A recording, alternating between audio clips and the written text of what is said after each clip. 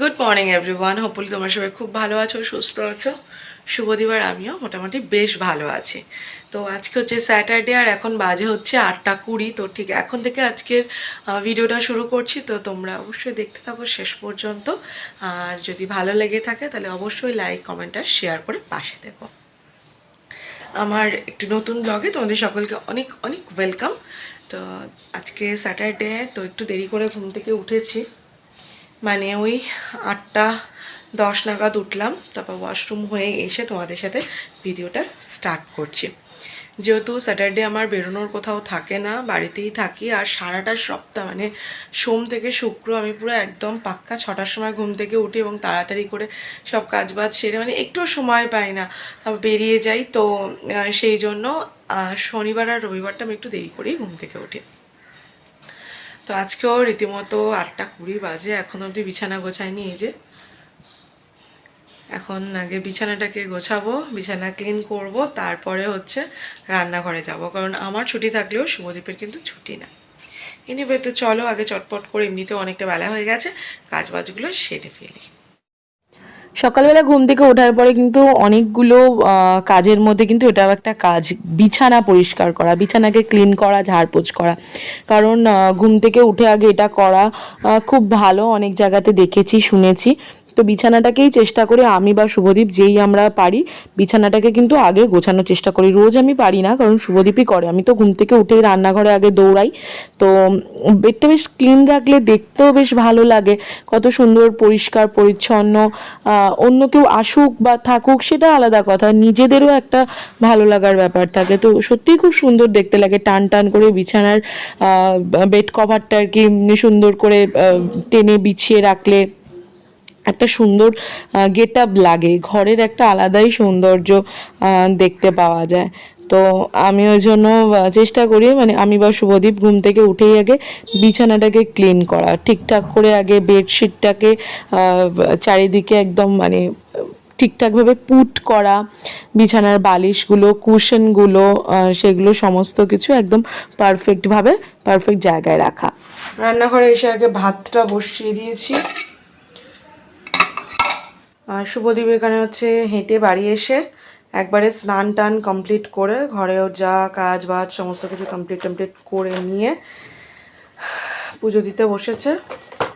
কারণ ও সকালবেলা পুজোটা দিয়ে গেলে আমি দুপুরবেলা গোপালকে খেতে দিয়ে দেবো। আর এই যে মিছরি রথ রেখে গেছে, একটু রাত করে রেখে গেছিলো, তাই তোমাদের সঙ্গে শেয়ার করা হয়নি, কারণ ওর ক্লাস থেকে ফিরতে লেট হয়ে গেছিলো। তাই শনিবার মঙ্গলবার আমাদের মা ভবতারিণীকে একটা করে জবার মালা দেওয়া হয়। তো অনেক সময় হয়ে ওঠে না, কারণ হয়তো মালা পাওয়া যায় না, তো তখন দেওয়া হয়ে ওঠে না, কিন্তু ম্যাক্সিমাম দিনই দেওয়া হয়। তো আজকেও দেওয়া হয়েছে। এই ফলগুলো আজকে শুভদীপকে দিয়ে দেবো টিফিনে। আর বাকি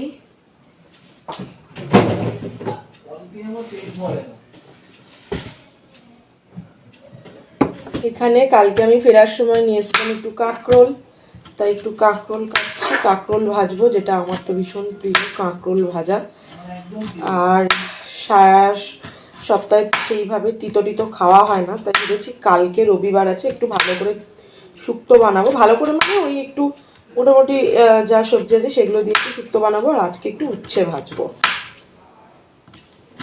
তো আগে ঝটপট করে ভাজাগুলো বসাই, তারপরে তো একটা তরকারি করতেই হবে। ভাবছি পটল দিয়ে দই পটল বানাবো, তাহলে নিরামিষ হয়েও যাবে। কারণ আজকে হচ্ছে শনিবার, আমাদের আজকে ভেজ থাকে। শুভদীপ যাচ্ছে হচ্ছে একটু দিদিদের বাড়িতে। কি জন্যে যাচ্ছ তুমি? যাই হোক, সকাল সকাল ওর আজকে সব হয়ে গেছে, তাই দিদিদের বাড়িতে একটু ঘুরতে যাচ্ছে। আর দই পটল বানাবো, তাই একটু দই আনতে যাচ্ছি। কেউ কি বললো যে তুমি ফেলে রাখো? হ্যাঁ, ঝটপট করে রান্নাটা বসিয়ে দিলাম, সবজি কেটে। দুজনের জন্য সবজি কাটা এমন কিছু ব্যাপার না, তোমরা দেখতেই পাচ্ছ এত বড় কড়াটার মধ্যে এইটুকু উচ্ছে ভাজা, দেখেও কেমন লাগে। মানে 3 বার্নারের যেই ওভেনটা আমি নিয়েছি, এটা নেওয়ার পর থেকে ভীষণ একটা প্রবলেম, যে আমি কোনো কিছু মানে সব কিছুই আস্তে দিয়ে করছি, তো কোনোটাতেই জোরে দিতে পারছি না। আমি একদম কড়া বসানো থেকে শুরু করে একদম আস্তে দিচ্ছি। তারপরেও এত জোরে জোরে আগুন উঠছে, এখানে দেখো উচ্ছে ভাজাগুলো আস্তে দিয়েই কিন্তু মানে হচ্ছে, এটা আস্তেই এটা দেওয়া রয়েছে, এই নফটা আস্তেই দেওয়া, এটাকে এরম করলে তবে তো জোরে হবে, এটা আস্তেই দেওয়া, কিন্তু তবুও দেখো এটা দিয়েই আমি প্রথম থেকে কড়া বসানো থেকে করছি, তবুও দেখো উচ্ছেগুলো লাল লাল হয়ে গেছে পুরো।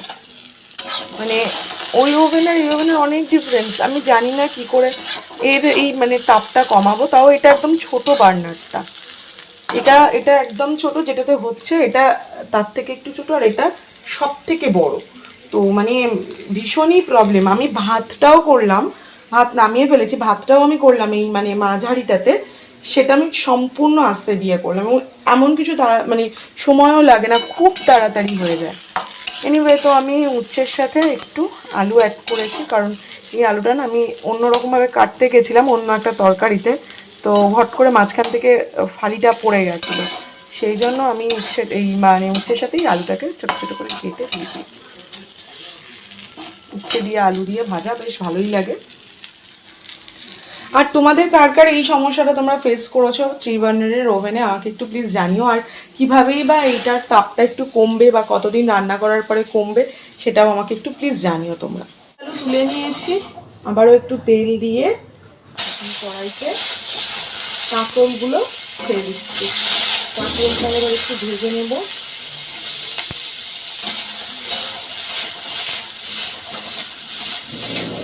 একটুতেই কড়াইটা এত গরম হয়ে যাচ্ছে যে আমি মাঝের মধ্যে ওভেন বন্ধও করে দিই। কী করবো, কিছু করার নেই না, খাবার সব পুড়ে যাবে। এই যে মশলাতে আমি দিয়েছি কাজু, কিশমিশ, পোস্ত আর একটু আদা, এটাকে পেস্ট করে নেব। আর এই মশলার মধ্যে একটুখানি পড়বে দই। পটলগুলো ভাজা হয়ে গেছে, এবার আমি তুলে নেব। একটু ভালো করেই ভেজেছি, কারণ যাতে ভেতরটা একদম ভালো করে হয়। ভেতরগুলো একদম নরম হয়ে গেছে, এবার আমি একটা একটা করে তুলে নেব। তারপরে মশলা দেবো। মশলা বলতে দই পটলে আমি তেমন কিছু দিই না, কে কীভাবে করো বা কেমন করে করে সবাই আমি জানি না, যাই হোক আমি আমার মতোই করি। তোমরা জানিও অবশ্যই যদি কে কীভাবে করো বা স্পেশালি এর কিছু আছে কিনা। আমি সামান্য জিরে ফোড়ন দিয়েই করি। ফোড়নে শুধু সাদা জিরে একটু, ওই মানে এমনি যেটা জিরে হয় আর কি, এই জিরেটা একটু ফোড়নে দিই। আর যেহেতু নিরামিষ, তো পেঁয়াজ টিয়াজ তো দেওয়া যাবে না, দই পটল তো নিরামিষই হয়, তাই একটু টমেটো দেব।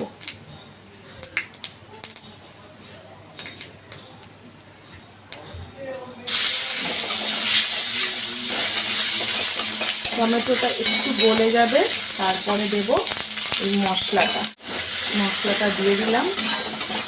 আর একটু ধনে গুঁড়ো, জিরে গুঁড়ো এগুলোই দেব, আর একটু হলুদ দেব, কারণ মশলাতে আলাদা করে আমি হলুদ দিইনি। আর এরকম নিরামিষ তরকারি একটু হালকা হালকা মিষ্টি মিষ্টি ভালো লাগে। সব তরকারিতে মিষ্টি ইউজ না করলেও নিরামিষ কিছু তরকারি থাকে যেগুলোতে একটু মিষ্টি ব্যবহার করতে হয়, আমিও একটু মিষ্টি দিলাম।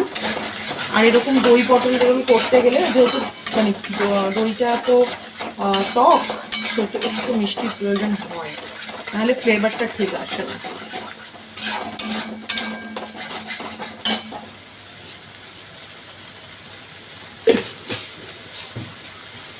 আর দেবো একটু কাশ্মীরি লঙ্কার পাউডার, যেটাতে কালার হবে খুব ভালো।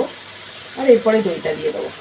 আমার খুব ভালো লাগে কাশ্মীরি লঙ্কার পাউডার ইউজ করে তরকারি দেওয়া হয়ে গেছে। আর কি সুন্দর দেখতে লাগছে গ্রেভিটা। এই যে এই দইটা ইউজ করেছি আমুলের, আমাদের এটাই আনা হয়, আমাদের ম্যাক্সিমাম টিফিনেও এটা নিয়ে যাওয়া হয়, রায়তা বানানো হয় ওটা দিয়ে। চলো তাহলে পটলগুলোকে ঢেলে দিই। পটলগুলো দিয়ে একটু সুন্দর করে নাড়িয়ে মশলার সঙ্গে কষে তারপর দেবো একটু জল।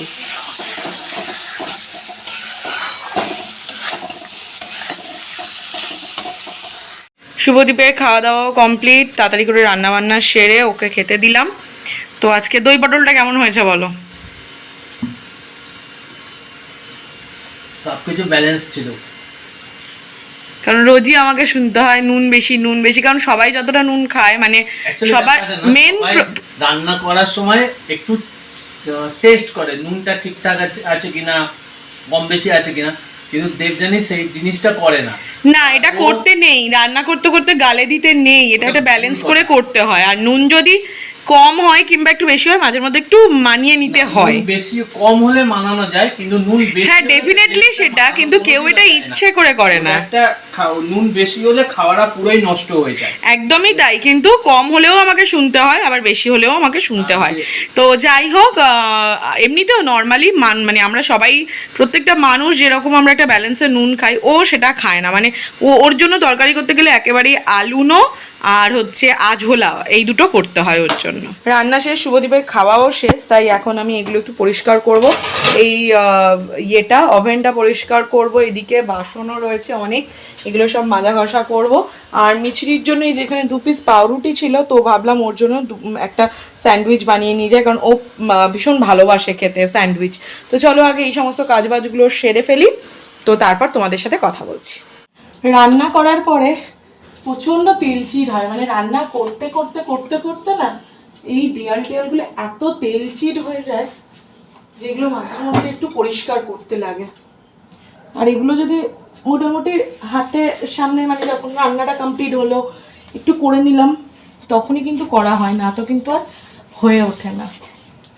আর তো এখানে প্রচণ্ড তেলচিট হয়, তো আমি ওই চেষ্টা করি যখন বাড়িতে থাকি 1-2 দিন একটু করে নেওয়া, তাহলে আর জিনিসটা তেলচিটটাও তেমন ধরে না, আর দেখতেও ভালো লাগে। আর রান্না করার পরে তোমরা কে কী করো আমি জানি না, তবে আমি কিন্তু সবসময় ওভেন পরিষ্কার রাখি। মানে আজকে না হয় একটু সার্ফ দিয়ে ভালো করে একদম পরিষ্কার করলাম, কিন্তু অন্যান্য সময় সবসময় হয় না, এটা সত্যি। সবসময় তো আর এরকমভাবে সাবান টাবান দিয়ে পরিষ্কার করা হয়ে ওঠে না। ওই মোটামুটি একটু কাপড় দিয়ে মোটামুটি পরিষ্কার করে রাখার চেষ্টা করি রোজ, কারণ আমি সত্যিই ভীষণই ব্যস্ত। তাই দেখো কি সুন্দর দেখতে লাগছে, চকচক করছে। এই সাইড এগুলো সব মুছলাম, একদম কি সুন্দর দেখতে লাগছে। আমি এই ওভেনটা নেওয়ার পর থেকে শুধু কাপড় দিয়ে সার্ফ দিয়ে পরিষ্কার করি না, যেদিন করে আমি সার্ফ দিয়ে পরিষ্কার করি, মানে যেদিন করে সময় বেশি পাই একটু কলিনও দিই। একটু কলিন দিয়ে মুছলে কি হয়, যেহেতু ওটা গ্লাস ম্যাটেরিয়ালের, তো বেশ পরিষ্কার ঝকঝক করে। সব কাজ কমপ্লিট করেছি, এবার যাচ্ছি দিদিদের বাড়ির দিকে। দেখি যাই একটু ওদের দিক থেকে ঘুরে আসি। শুভদীপ যখন গেছিল তখন ওকেও বলেছিল যে ওকে একটু আসতে বলো, মানে আমাকে। আর এই যে দই পটল আর স্যান্ডউইচ, দই পটল ভাবলাম ওদেরও আজকে নিরামিষ, তাই ওই জন্য যাই ওদের জন্য একটু নিয়ে।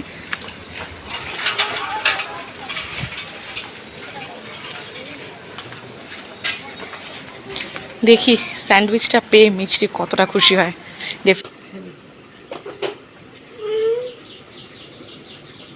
কি বলতো, কি বল না, তুই দেখে বুঝতে পারছিস নাকি?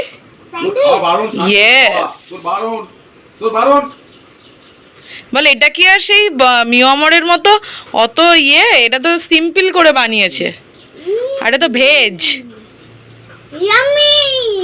বলেছে দিদিদের বাড়িতে কিছুক্ষণ গল্প টল্প করলাম, তারপরে বাড়ি চলে এসেছি। আর এখন হচ্ছে হঠাৎ করে একটা লিঙ্ক পাঠিয়েছে অফিস থেকে, যেটাতে জয়েন করতে হবে, মিটিং চলছে।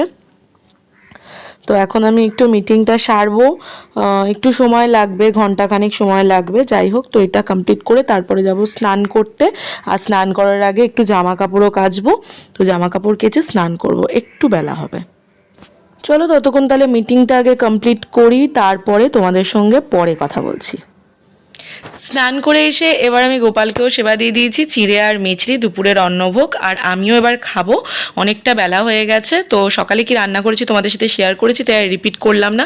খাওয়া দাওয়া কমপ্লিট করে বাইরে মেলে দেওয়া যে জামা কাপড়গুলো ছিল সেগুলো আমি সব তুলে নিলাম, কারণ কালকে এগুলো কেচে দেওয়া হয়েছিল, আজকে একটু রোদ খাওয়ালাম, তো শুকিয়ে গেছে।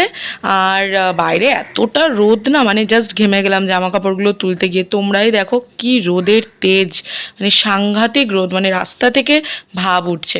এনিওয়ে চলো দেখা হচ্ছে তোমাদের সাথে পরের কোনো একটা ভিডিওতে। আজকের ভিডিওটা এই পর্যন্তই। অবশ্যই কমেন্ট করে কিন্তু জানিও কেমন লাগলো ভিডিওটা, আর please do share, subscribe, comment and like.